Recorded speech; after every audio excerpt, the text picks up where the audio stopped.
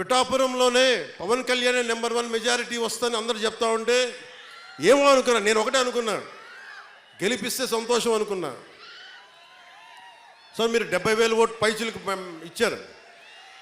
నేను అడిగాను, సార్ ఇదే ఎవరో వచ్చారు నా దగ్గరికి, మీదే నెంబర్ 1 మెజారిటీ అవుతుందని అడుగుతా ఉంటే అడిగాను.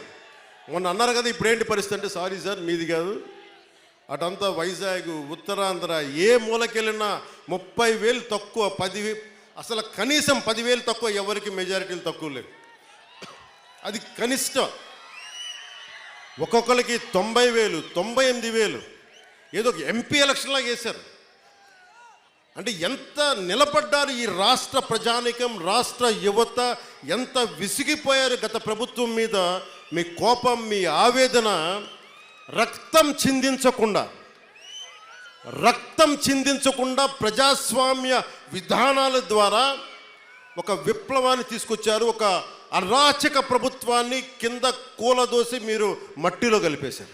అంటే ప్రజాస్వామ్యం తాలూకా శక్తి, నాయకుల్లో గనక శక్తి సమర్థత ఉంటే అలాంటి 151 స్థానాలున్న ఒక ప్రభుత్వాన్ని, ఒక అరాచక ప్రభుత్వాన్ని 11 స్థానాలకి కుదించారంటే ప్రజాస్వామ్యం తాలూకు అత్యంత గొప్ప లక్షణం అది.